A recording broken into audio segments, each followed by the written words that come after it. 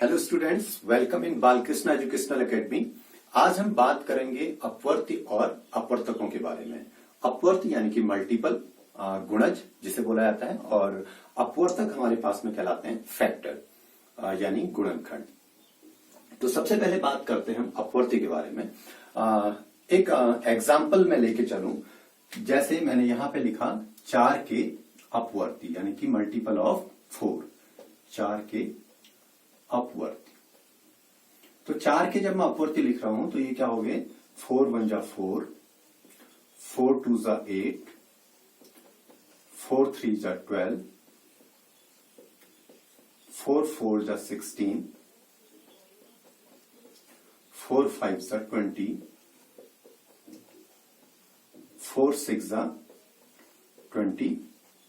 24 and so on.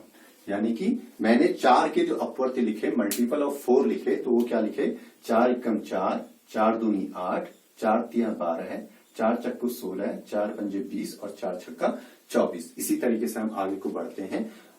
वो हमारे पास में क्या हो गए, 4 के अपवर्ती हो गए। तो यहां से हमारे पास में अपवर्ती के लिए एक परिभाषा बन के आती है कि किसी संख्या का अपवर्ती यानी गुणज उस संख्या का पहाड़ा होता है। जैसे हमने 4 के अपवर्ती लिखे, तो यानी कि 4 का पहाड़ा हमको लिखना है। तो इसी में हमारे पास में एक क्वेश्चन आता है कि किसी संख्या का, जैसे कोई भी संख्या आपको दे दी जाए, जैसे संख्या 2 आपको दे दी है, तो 2 के पहले 5 अपवर्ती लिखिए। तो 2 के पहले 5 अपवर्ती यानी कि 2 को आपने 5 टाइम मल्टीपल कर देना है। 2 1 जा 2, 2 2 जा 4, 2 3 जा 6, 2 4 जा 8 एंड 2 5 जा 10। तो पहले 5 जो अपवर्ती 2 के हो गए वो 2 4 6 8 10 इस तरीके से आपके पास में हो गए। इसी तरीके से अगर मैं बात करूं, एक और एग्जांपल इसमें ले लेता हूं, 8 के अपवर्ती, 8 के अपवर्ती यानी कि मल्टीपल ऑफ 8। तो ये मेरे को लिखने हैं, तो 8 1 जा 8, 8 2 जा 16, 8 3 जा 24, 8 4 जा 32, 8 5 जा 40 एंड सो ऑन। इस तरीके से मैंने लिख दिए। तो यहां से हमारे पास में जो कुछ फैक्ट्स, तथ्य जो निकल के आते हैं, वो हमारे पास में क्या है कि किसी भी संख्या का जो पहला अपवर्ती होता है वो संख्या स्वयं होती है। जैसे 4 का हमने अपवर्ती निकाला तो 4 पहला अपवर्ती, 8 का अपवर्ती निकाला तो 8। तो किसी संख्या का जो पहला अपवर्ती होता है वो संख्या स्वयं होती है। मल्टीपल जो किसी भी नंबर्स का अगर हम कहेंगे तो वो संख्या जो है स्वयं अपने आप में हो गई। दूसरी बात जो हमारे पास में आती निकल के, जब मैं इस पहाड़े को लिख रहा हूं तो मैंने एक लिमिट फिक्स कर दी 6 तक की, 4 छक्का 24। तो एंड सो ऑन यानी कि ये आगे को जा सकती है। तो किसी भी संख्या का सबसे बड़ा अपवर्ती निकालना संभव नहीं है। यानी कि हम ये कह सकते हैं दूसरे शब्दों में कि किसी संख्या का सबसे बड़ा अपवर्ती अनंत है, क्योंकि यहां पर हमारे पास अगर कोई लिमिट दी होगी, अगर मेरे से ये कह दिया जाए कि 4 का 8वां अपवर्ती क्या होगा, तो 4 8 जा 32, यानी कि 4 को मैंने जो भी अपवर्ती वो पूछ रहा है उससे मल्टीपल कर दिया, तो वो मेरे पास में वो अपवर्ती उसका निकल जाएगा। तो इस तरीके से यहाँ पे हमारे पास में 4 के अपवर्ती के बारे में यानी मल्टीपल के बारे में था। दूसरी चीज हम बात करते हैं अपवर्तक फैक्टर के बारे में।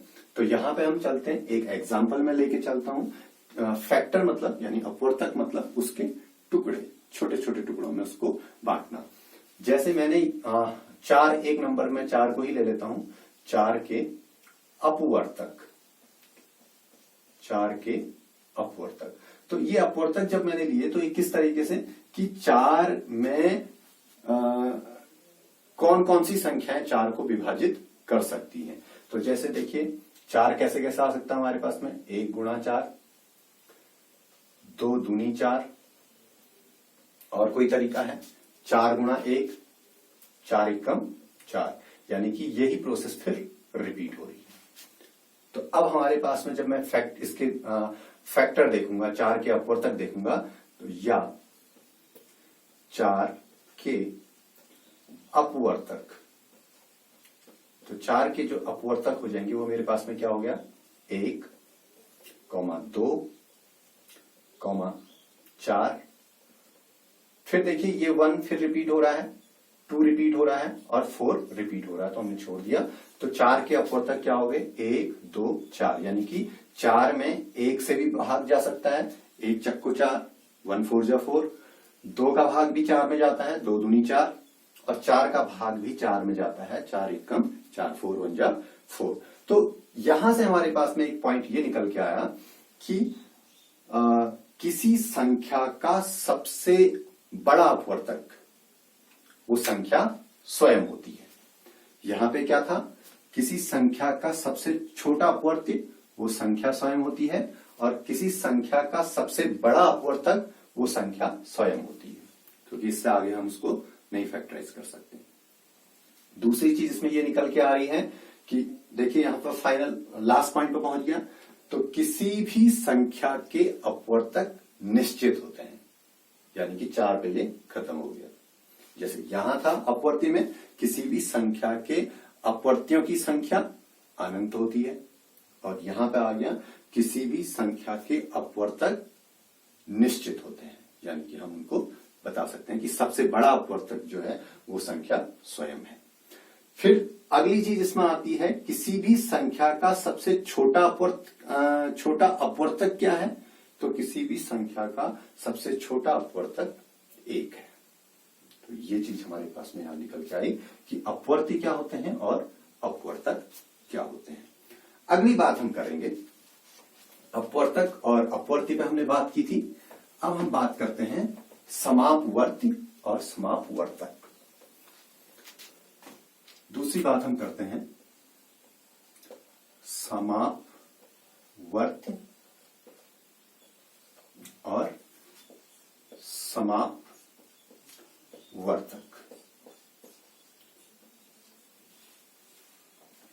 समापवर्ती और समापवर्तक, यानी कि इसको बोला जाता है कॉमन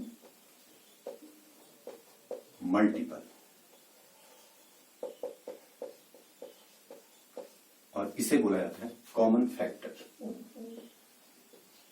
कॉमन फैक्टर, इस पर हम बात करते हैं। देखिए समापवर्ती मतलब, इसको अगर मैं जब 2 भागों में तोड़ूं तो ये हो गया समापवर्ती का सम अपवर्ती, सम अपवर्ती, और समापवर्तक को जब मैं तोड़ूं तो ये मेरे पास में आता है सम अपवर्तक। ये मेरे पास में क्या आ जाएगा, सम अपवर्तक, यानी कि समान अपवर्तक, और ये समान अपवर्ती। अब मैं जैसे यहां पर देख लूं, 4 के अपवर्त्य लिख लूं और दूसरा मैं लिख लूं 6 के अपवर्त्य, 6 के अपवर्त्य लिख लूं। तो 4 के अपवर्त्य देखिए मेरे पास में क्या आ गए, 4 दूना 8, 4 3 12 है, 4 चक्को 16 है, 4 पंजे 20 एंड सो। 6 के अपवर्त्य देखिए, 6 एकम 6, 6 दूनी 12 है, 6 3 18 है, 6 चक्को 24, 6 पंजे 30 एंड सो ऑन। यहां पे देखिए मैं एक और इसको बढ़ा लेता हूं, 4 1 जा 4, 4 2 जा 8, 4 3 जा 12, 4 4 जा 16, 4 5 जा 20 और 4 6 जा 24 एंड सो ऑन। ये मैंने देखा। अब उसने क्या कहा है, समापवर्ती, यानी कि समअपवर्ती। समअपवर्ती के लिए 2 नंबर सम को देखने पड़ेंगे, तो हमने देखा 4 के अपवर्ती और 6 के अपवर्ती। तो 4 के अपवर्ती और 6 के अपवर्ती में देखिए समान अपवर्ती कौन कौन से हैं, 12 है, जो 4 का भी अपवर्ती है और 6 का भी अपवर्ती है। उसके बाद देखिएगा 24, 6 का भी है अपवर्ती और 4 का भी अपवर्ती। इसी तरीके से आगे को हम जाएंगे तो हमको और भी सारे इनके अपवर्ती मिलेंगे जो कि समान अपवर्ती होंगे। तो यहां पे हमारे पास में एक क्वेश्चन और आ जाता है, 4 और 6 के, मैंने जैसे एग्जांपल लिया है, इस एग्जांपल के थ्रू 4 और 6 के कोई पहले 2 समापवर्ती ज्ञात कीजिए। 4 और 6 के पहले दो समापवर्ती निकालिए। तो 4 और 6 के पहले दो समापवर्ती क्या हो गए? 12 और 24। तो इस तरीके से इस फैक्टर्स को, इस मल्टीपल को आप आगे बढ़ाएंगे तो जिस जिस तरीके के वो पूछ रहा है तो उस क्वेश्चन को आप यहाँ पे सॉल्व आउट कर सकते हैं।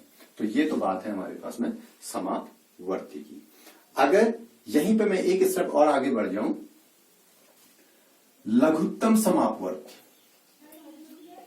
लघुत्तम समापवर्ती,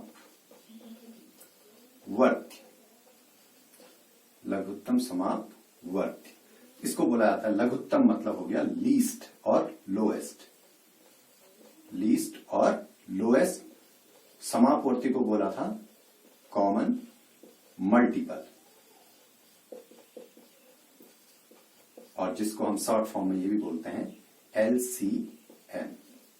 अब इसी क्वेश्चन में हम आ जाते हैं कि 4 और 6 के लघुत्तम समापवर्ती बताइए। 4 और 6 का लघुत्तम समापवर्ती क्या होगा? तो देखिएगा, लघुत्तम मतलब ये तो थे समापवर्ती, और लघु मतलब होता है सबसे छोटा। तो सबसे छोटा समापवर्ती क्या है? 12। तो यहां पे हमारे पास में आ जाएगा 4 व 6 का लघुत्तम समापवर्ती, लघुत्तम समापवर्ती क्या है? बराबर 12। तो ये हमारे पास में लॉस ऑफ पॉ भी जिसे हम कहते हैं, लोएस्ट कॉमन मल्टीपल और लीस्ट कॉमन मल्टीपल। तो ये यहां पे हमारे पास में आया कहां से? अपवर्ती, समापवर्ती और लघुत्तम समापवर्ती। अब आ जाते हैं यहां पे, इसकी बात करते हैं। हमारे पास में क्या है? अपवर्तक, समापवर्तक की बात करी तो समापवर्तक में आ जाते हैं हम ले लेते हैं सबसे पहले, इसी क्वेश्चन पे चले, 4 के अपवर्तक, 4 के अपवर्तक और 6 के अपवर्तक, 6 के अपवर्तक, ये हम चले। तो 4 के अपवर्तक अभी हमने निकाले थे, क्या क्या थे? 1 का भाग 4 में जा सकता है, 2 का भाग 4 में जा सकता है, 4 का भाग 4 में जा सकता है, पूरी बार। 6 के अपवर्तक निकाले, 1 का भाग 6 में पूरी बार जाएगा, 2 का भाग जाएगा, 3 का भाग 6 में जाएगा, 3 दूना 6, और फिर उसके बाद 6 का भाग जाएगा। तो हमने एक बात कही थी कि किसी भी संख्या का सबसे बड़ा अपवर्तक वो संख्या स्वयं होती है। 4 का सबसे बड़ा अपवर्तक 4, 6 का सबसे बड़ा अपवर्तक 6। अब यहां पे एक चीज और आई, एक, जो एक संख्या है, एक अंक है, एक नंबर है, वो सभी संख्याओं का अपवर्तक होता है, वो सभी संख्याओं का अपवर्तक होता है। अब हमको यहां पे क्या चाहिए? ये तो बात हुई थी अपवर्तक की। अपवर्तक के बाद अब हमको चाहिए इसके समान अपवर्तक। हमें क्या चाहिए? समान अपवर्तक। तो 4 व 6 के समापवर्तक, पहले हमने अपवर्तक लिखे और अपवर्तक के बाद में हम कहां आ गए? समान अपवर्तक में। तो समान अपवर्तक हमारे पास में देखिए क्या है? 1 है और 2 है। तो हमारे पास 1 व 2, ये 4 और 6 के समापवर्तक हो गए। अब 1 जो है सभी संख्याओं का होता है, तो इसलिए 1 को हम छोड़ देते हैं। तो अगले हम कहां पर आए? इसने कहा कि सबसे बड़ा अपवर्तक। अब हमारे पास में यहां पे बात क्या आई? सबसे बड़ा अपवर्तक, यानी कि उसको नाम हम दे देते हैं यहां से महत्तम समापवर्तक। महत्तम सबसे बड़ा, महत्तम समापवर्तक,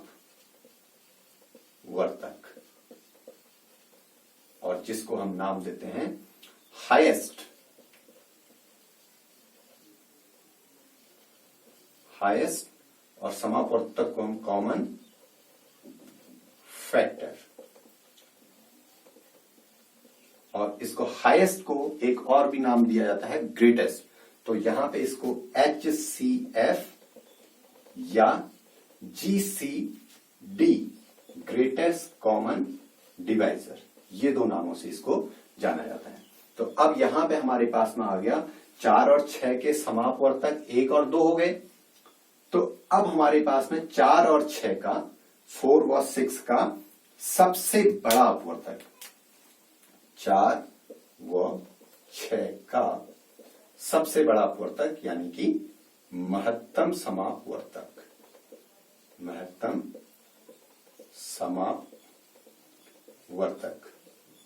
ये क्या हो जाएगा भाई? तो सबसे बड़ा अपवर्तक क्या है हमारे पास में? 2, यानी कि 2 से 4 में भी भाग पूरी बार चला जाएगा और 6 में भी भाग पूरी बार चला जाएगा। तो यहां से हमारे पास में क्या आया? अपवर्तक पहली चीज, समापवर्तक दूसरी चीज, उसके बाद हमने क्या निकाले? महत्तम समापवर्तक।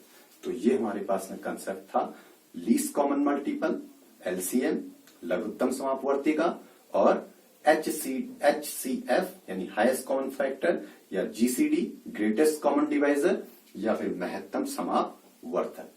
Thank you.